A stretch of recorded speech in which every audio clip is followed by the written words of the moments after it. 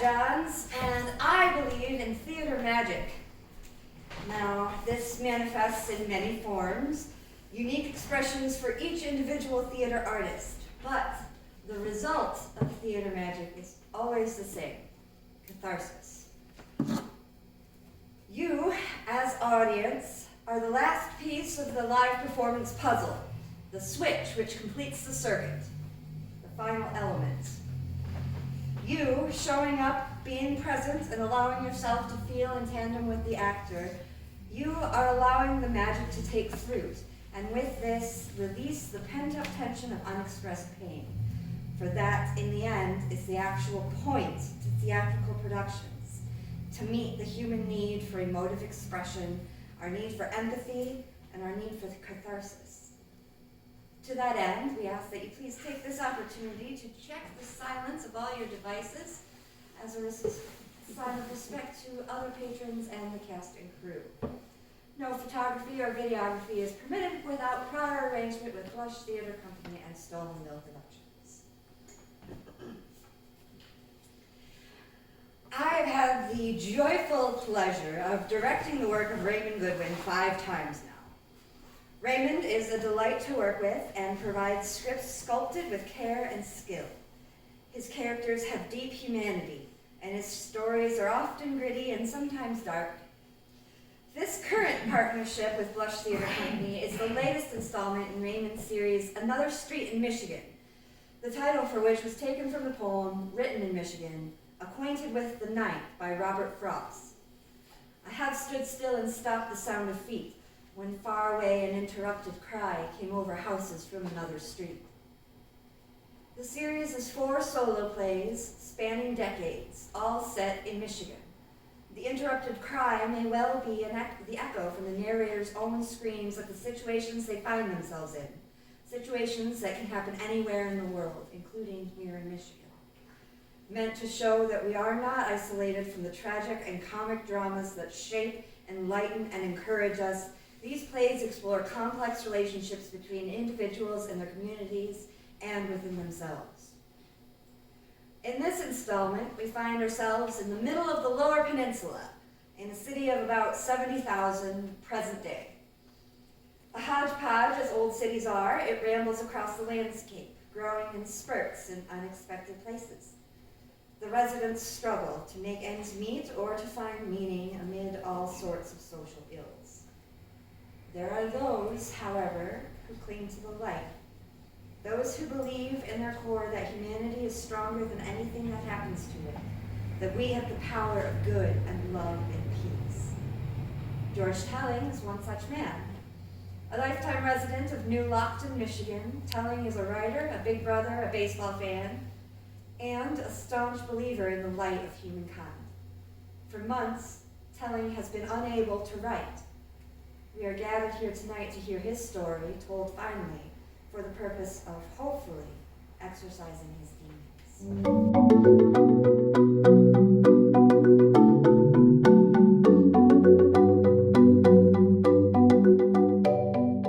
Good evening. My name is George Telling. I'm a newspaper columnist. I was educated at Alma College, where I studied the humanities. My father was a loading dock worker, and my mother was a short order cook. Except for my college days, I've lived my entire life here at the north end of New Lockton. I'd like to begin tonight by asking your indulgence. This is a draft of my latest column, and if you don't mind, I'd like to read it out loud. Some good things have happened in our neighborhood recently. They renovated the old warehouse on Meyer Street, and they turned it into a bakery that specializes in cupcakes. On Rollins Street, they painted the water tower forest green so it looks like the tallest oak tree in all creation growing up in our collective backyard. And in May, the city council approved a proclamation that officially named the neighborhood the Old North End. They erected a handsome sign at the mouth of Herman Avenue, the main drag. There have been some other things too, some noteworthy, even some commendable. But I confess, and a newspaper columnist must always confess, some of the things are making me nervous. For instance, they dismantled the old ball field. In case you haven't noticed, our beloved baseball field, Quail Park, 104 years old, is gone. First they knocked down the brick wall behind the first base bleachers, then they went after the backstop, and they tore down the high wall of advertising panels out in left field, tore up the rusty fence out in center, and then they scraped the foul line off the old dairy building out in right. And then they eased down the lights, took down the poles, and they took sledgehammers to the dugouts and used the rubble to fill in the holes that were left behind. And then up came home plate. This all took place at the end of March, when frankly no one was thinking much about baseball. Of course, up on the old North End, we haven't thought about baseball in years. The last team to call Quail Park home was the American Legion team 34 years ago. That was the year my kid brother pitched the no-hitter. That was the year I wrote my first column. So, New Lockton, a city of 68,512 souls in the middle of what some of my friends call nowhere, Lower Michigan, has no baseball. What was once considered good and even indispensable has not endured. A blink, the place was flattened and it looked a shambles. I'm sorry, I must apologize. My purpose tonight was to tell not this story, but a different story. One I haven't quite told myself yet. For months, whenever I find myself among friends and neighbors like now, there's a poem that keeps running through my head. I don't know where it comes from, but it goes, standing here before you, am I alive or murdered dead? A wounded man with a story or a lonely ghost inside your head? Am I alive or dead? The poem has one grace note. It says, by the end of the story, we'll have an answer. I think I'm supposed to tell the story. The only place to begin is to say, the explosion. I heard the explosion at exactly 10 minutes after 9 o'clock on a mild Friday evening. I was here in the kitchen working on my column. For just an instant, the floor shook and the windows rattled, like as if a freight train had been dropped out on the sidewalk. The center of the blast seemed to come from 4 or 5 blocks in that direction, slightly northwest. I immediately thought of the waterworks or the power plant. Trouble with one of those giant tanks or one of those massive electric utility poles. But there was no flicker in the lights, and I was able to draw a stream of water from the tap, so I waited and I listened for an echo or a tremor. But nothing. Only stillness. And then gunfire. Or was it? Was it that or some other mechanical noise from the steel fabrication plant? They make rivets there. They test rivets, sometimes at night. Or did it come from the pallet mill? They build pallets there. They use those nailing guns. Sometimes the pallet mill at night sounds like a machine gun battle from an old war movie. The old North End is an odd mix of playgrounds, pipe yards, family dwellings, and old factories. Next to a house with a swing on the front porch might be a welding or a machine shop.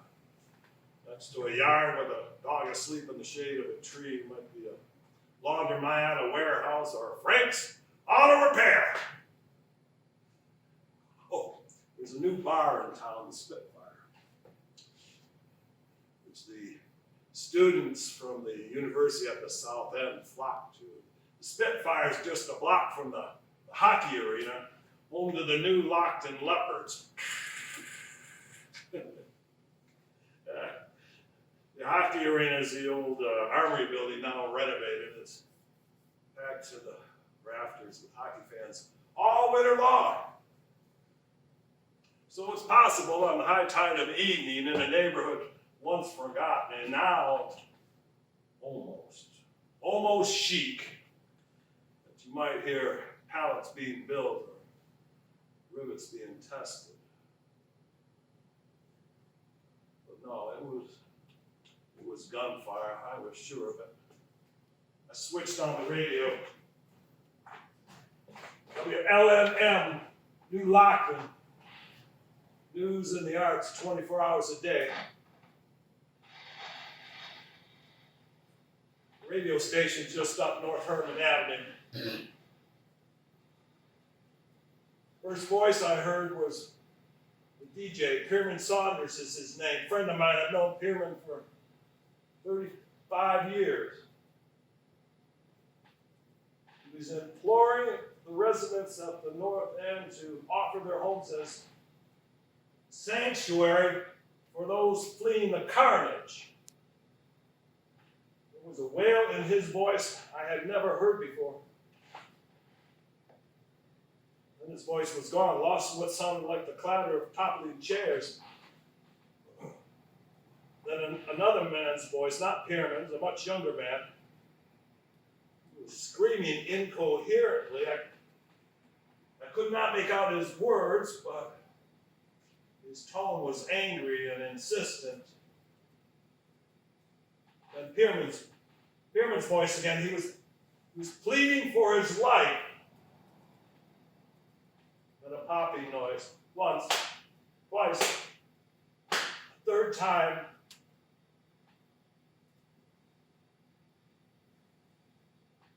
Then silence.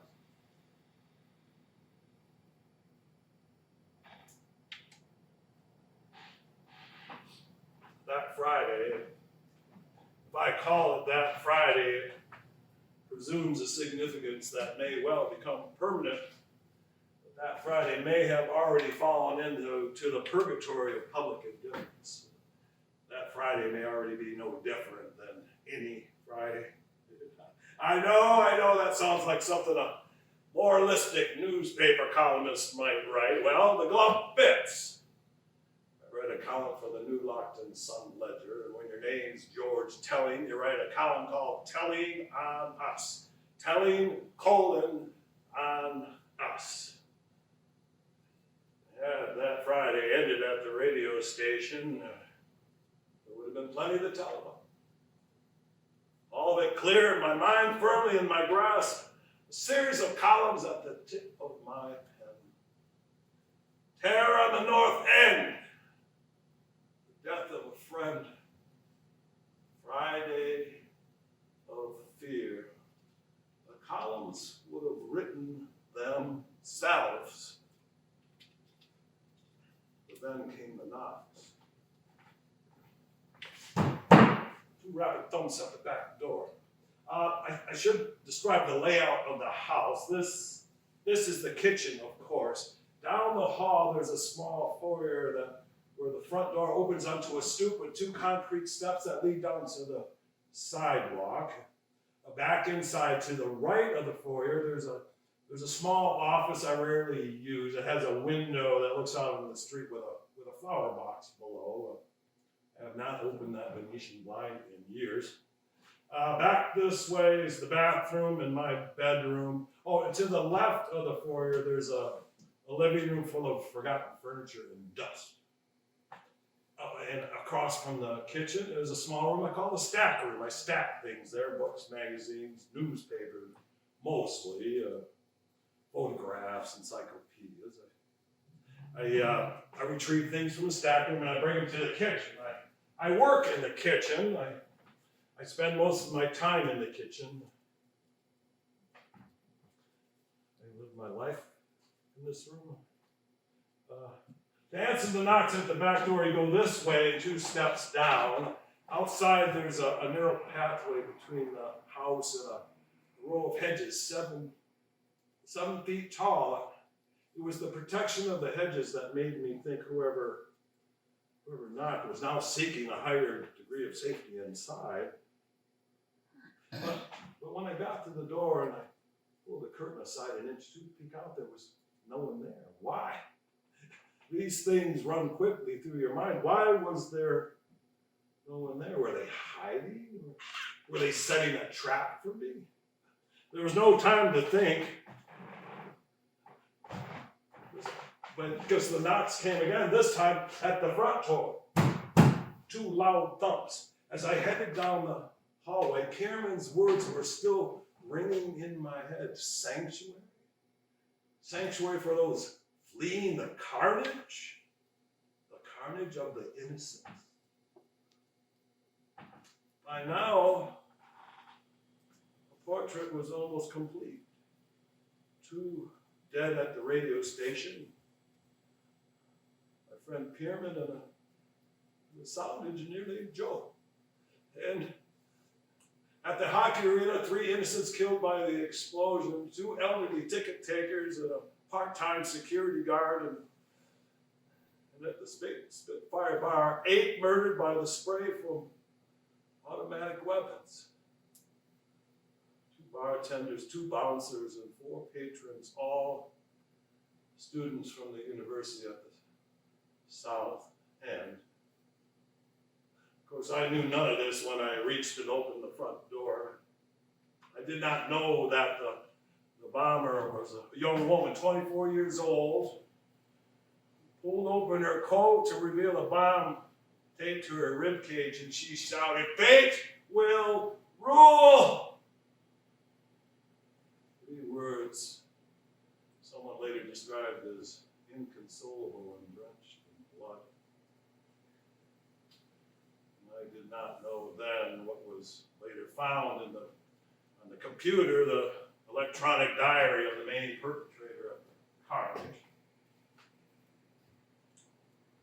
The man wrote, quote, "Poverty, indifference of society, lack of access to the mainstream, alcoholic father didn't help, makes me want to yelp. When life is death and death is life, a stacked deck, lay your hand in blood. Asked how many bodies we should leave, everyone laughed. Asked how much blood we should spill, they just laughed. New Lockton will become the city of fate. The city of fate will rule."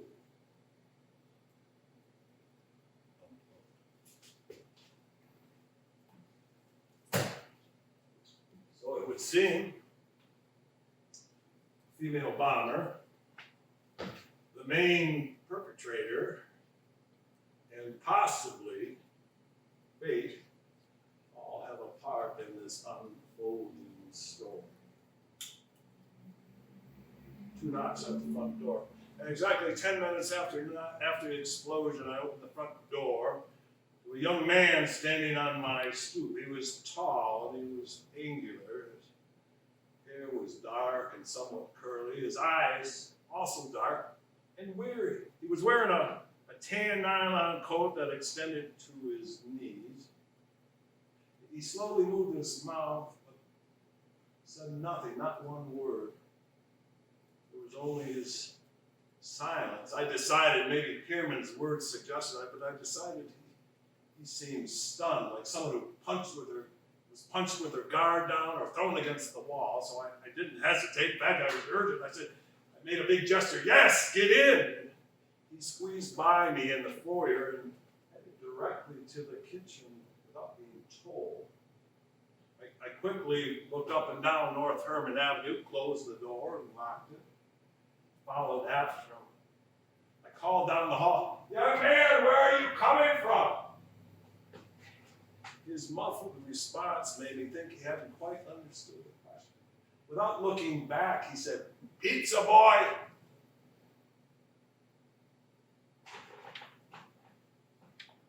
He stood awkwardly in the kitchen like someone lost on a street corner. He gazed into the stack room, down the hall, up into the ceiling. When I asked him if he wanted to sit down, he shook his head. But when I pulled out the chair and I angled it just so, he sat and he closed his eyes. As I went to check the back door, I glanced at the side of his face. His skin was flushed and damp. And his ear, I remember this so well, his ear was small and almost delicate, the hair shaved in a high arc above it. He was young, 22 at most. With each step I took off a year, 21, 20, 19, 18. Coming back, I added a year or two and decided he was 19 or 20. His head was lowered now, his eyes still closed. What was he thinking? My mind was wild with his questions, craving more questions, but coming back to the same question. What was he thinking? Was he thinking about friends and family? About explosions and gunfire? Was he savoring life or was he regretting it? Was he a victim? Or was he one of them? Perhaps he was thinking of the poem that was later found in the main perpetrator's diary. Muscle, martyr, mayhem, I will, I can, follow me, I'm the insidious man. Bombs, bullets, blood, my will is an iron hand. Follow me, true angels. I am yours. I am your insidious man. He sat as young men do with his elbows on his knees and absolutely still. He seemed to have no concern for friends or family or even how the police were faring or even the fate of his pizza delivery car. He had yet to show any curiosity about me. He sat so still. I decided he was innocent. I made that leap of faith. I said, my name is, instantly his hand shot up and he twisted in the chair. I know who you are. You're Mr. George telling on us. A man disgusted with society. I nearly fell back. He knew me. He read my columns. I tried to see his name badge or the name of the pizza company underneath his coat, but he turned back already and was staring into the floor. I wanted to tell him I never thought of my columns in that way, as disgusted with society. I wanted to tell him that I had written many favorable columns about things you wouldn't expect from me. Rap music.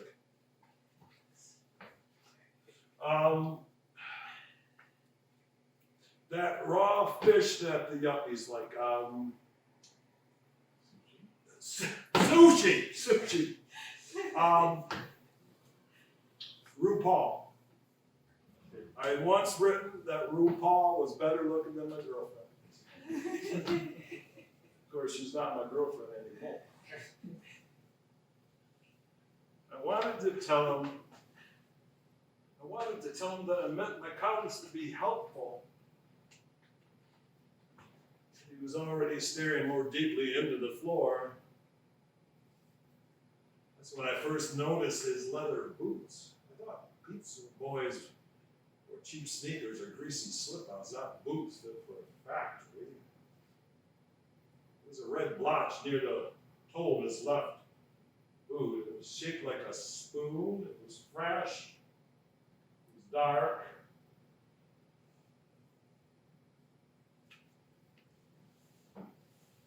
stared at that red blotch until I lost track of time.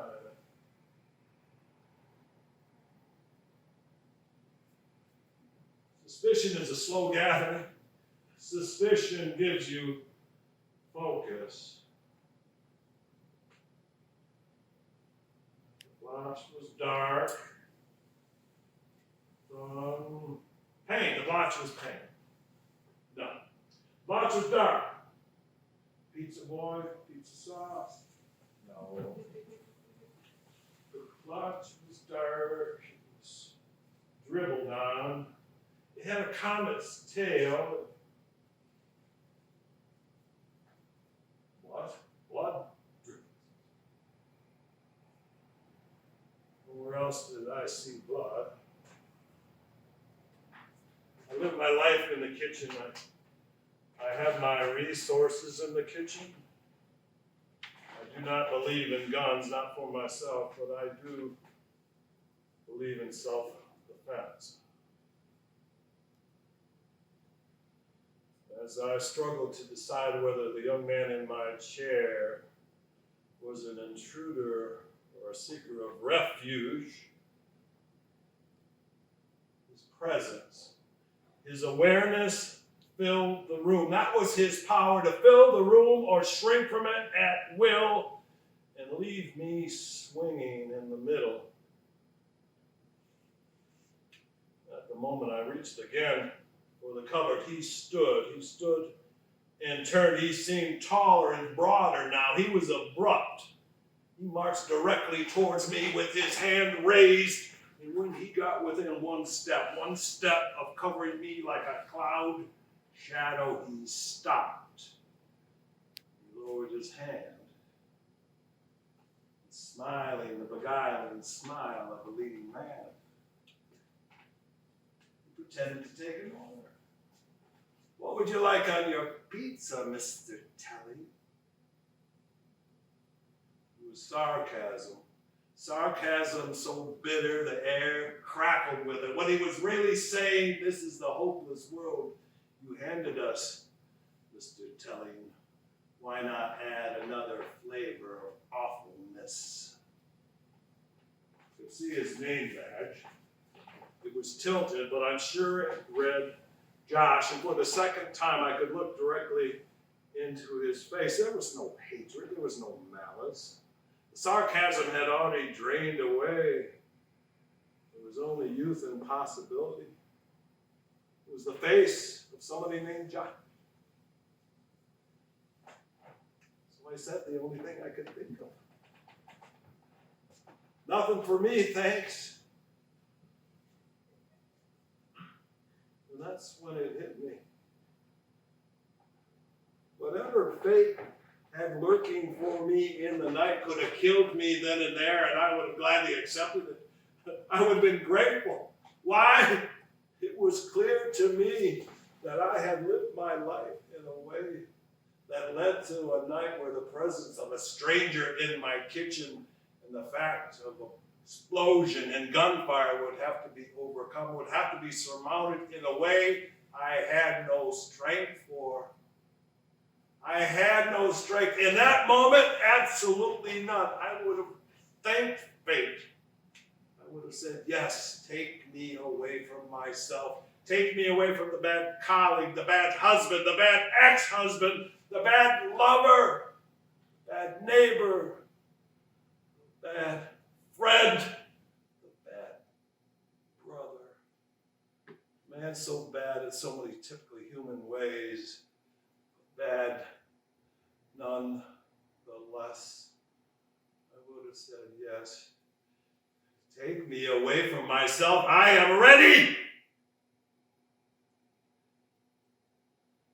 And at that moment, the young man, possibly named Josh, stopped moving his invisible pen on his invisible pad and said, nothing. Good choice, Mr. Telly. Good choice. We sat that down.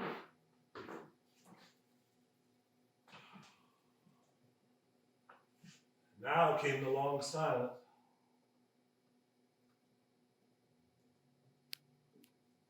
I lived my life with silence. I often look forward to silence. But that night on the old North End, the silence in my kitchen was predicated not by the absence of sound, but it was a substance all its own. Like water, it washed over me. And as I stood next to the young man, possibly named Josh, both of us as still as weeds on a windless plain, I listened.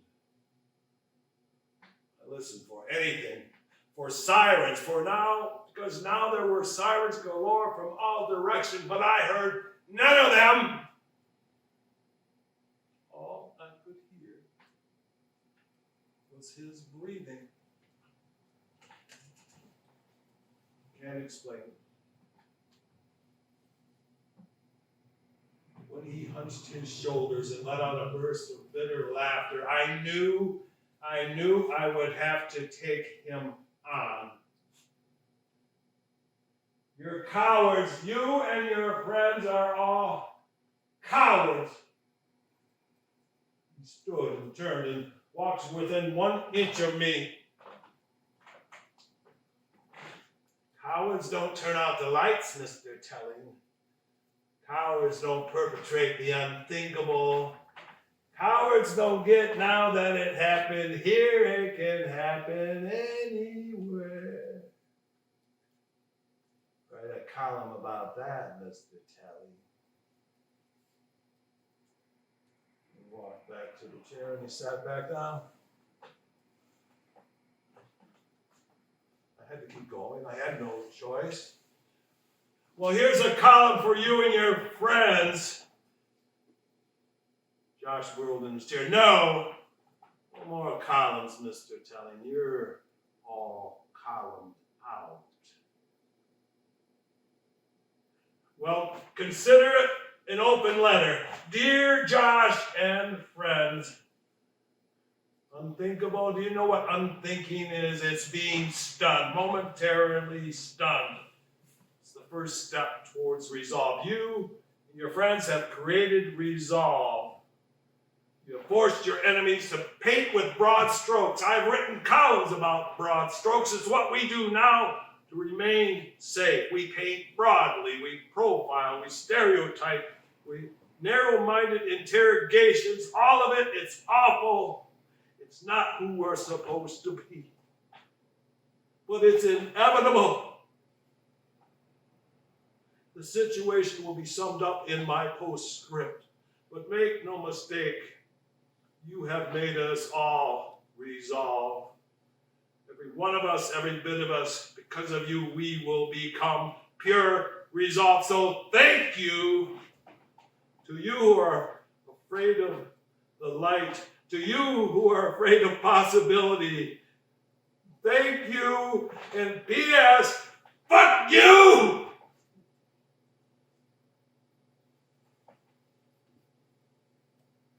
He stood. The young man in my chair stood. He tilted his head. He even smiled. He was looming over me again, backing me into the cupboard. His dark eyes searing into mine. His words seemed to burst in the air. Mr. Telling has told too much. He walked past the table and he stood glowering. Now his words seemed to come from the grinding of his jaw. What's inevitable, Mr. Telling, when the world insists on being divided in two, all of one side or all the other must die. And it's inevitable if one George Telling writes a column about broad strokes, and it runs largely unaltered after the horror of Paris, Kenya, San Bernardino, Orlando, Oxford, and all the rest. That one George Telling will become famous and infamous parts of the world. He'll become famous in infamous chambers of the heart. It's a small world, Mr. Telly, hardly more than a neighborhood. You've said so yourself in one of your columns. We've learned so much from your columns. Do these words sound familiar? In our society, the power to scream with no voice. In our society, public discourse is all tongue and no ear. In our society, there is the complete dismissal of the anecdotal and measuring the pain of the working class. That's my favorite. In our society, what rules is nothing more than the invisible hand of privileged opinion.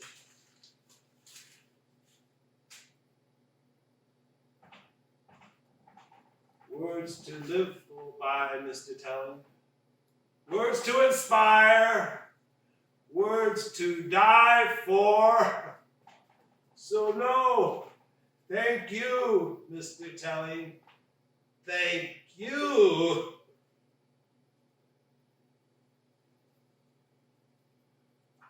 I shuddered inside. All my words, all of them, not quite in context, but all mine.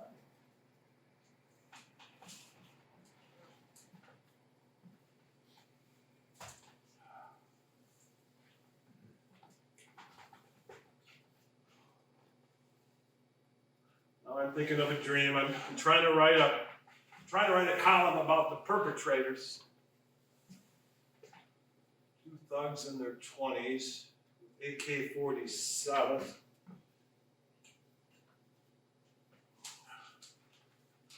One, the main perpetrator, the insidious man, who wrote poetry and kept a diary. The other, his younger brother, his lackey. Both killed in a gunfight with the police on Lord Street on a loading dock.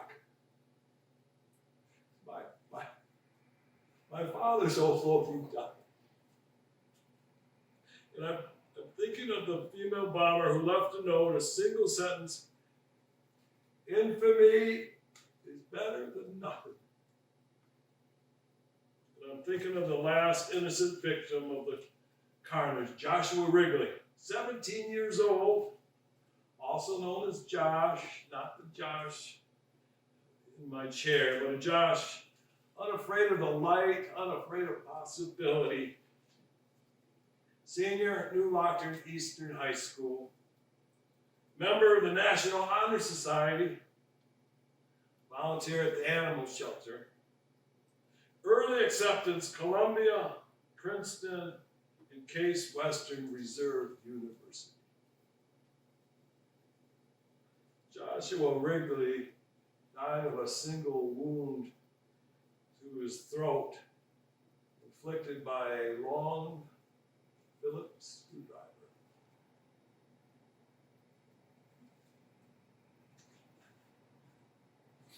In this dream, my column comes alive. The words and the letters themselves change shape. They mutate into ropes. The ropes are 10 feet tall. They string me up, they tie me up, they slit my throat, and they leave me swinging. I have yet not awakened from that dream. I am still swinging. The young man in my kitchen sat quietly. He stirred to check the lace on his boot. That's a gesture of departure. There was no telling what he would do next. So I inched closer, step by step. The His head was still lowered. Now was my opening. I imagined it so clearly.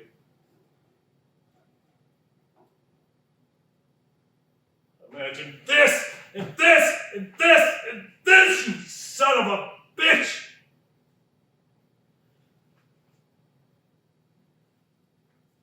But when he leaned to check his other boot, a receipt as thin as scripture paper floated out of his pocket and landed on the floor between us.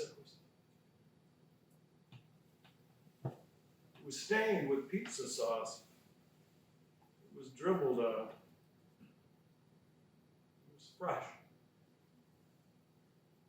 And suddenly, my mind was flooded with a conviction I did not want. I wanted so badly for this awful night, the explanation of this awful night to begin with his guilt. I wanted it to be that simple for him to be. But in that moment, he was guilty of one thing and only one thing, possibly being innocent. The young man in my chair was possibly innocent.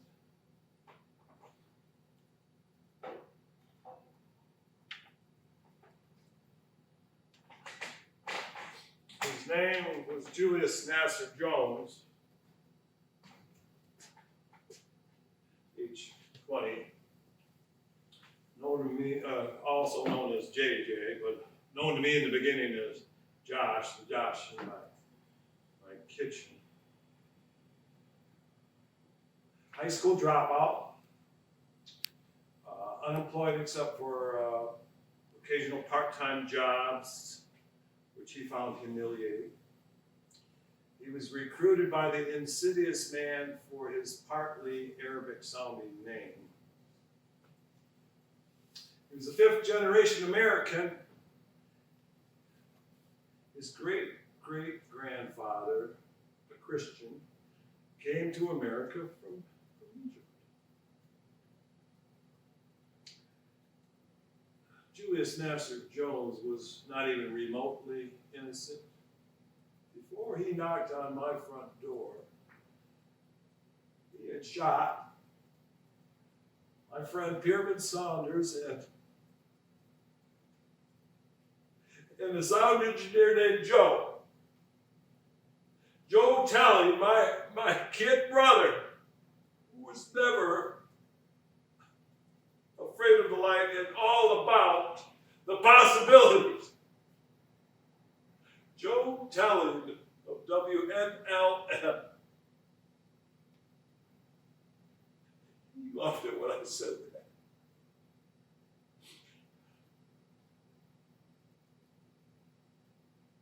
Julius Nasser Jones hid the gun in a pine shrub outside the radio station, and he proceeded down North Herman Avenue, where he overtook Joshua Wrigley, who had mistakenly started up my walk at 355 North Herman Avenue to deliver a pizza intended for the folks at 535 North Herman Avenue. The address was obscured by pizza sauce. Julius Nasser Jones had thrust the screwdriver so deeply into Joshua Wrigley's neck that he could not dislodge it. They found the body curled underneath my flower pot. So, when Julius Nasser Jones arrived at my front door, he arrived with the only weapon he had, his presence. And then he knocked.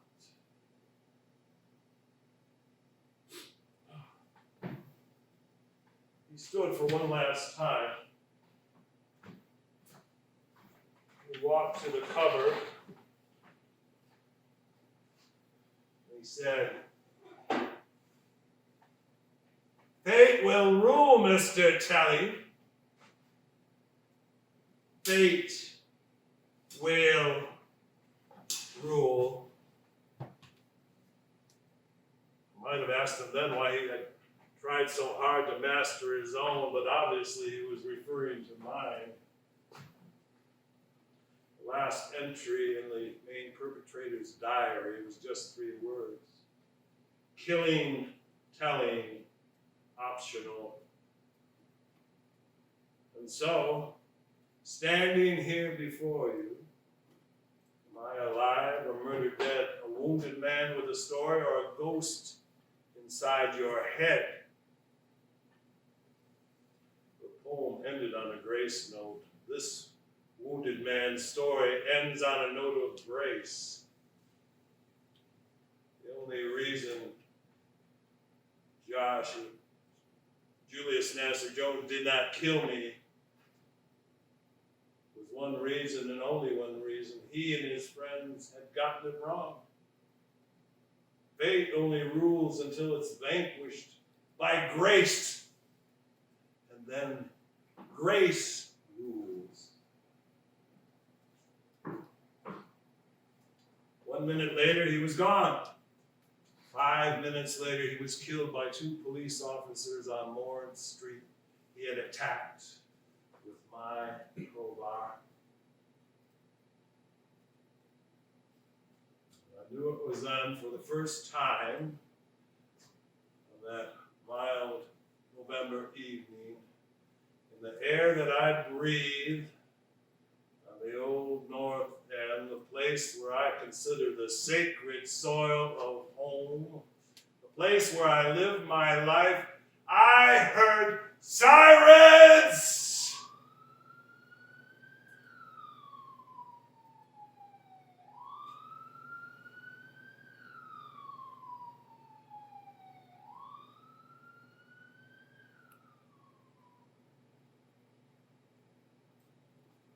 Now all I can think of, I never finished reading my baseball column. If you don't mind, I'd like to finish it now.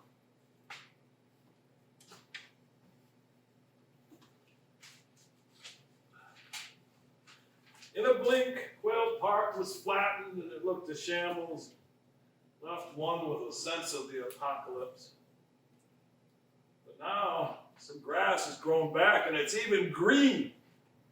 And you are reminded the tiniest bit of what once was.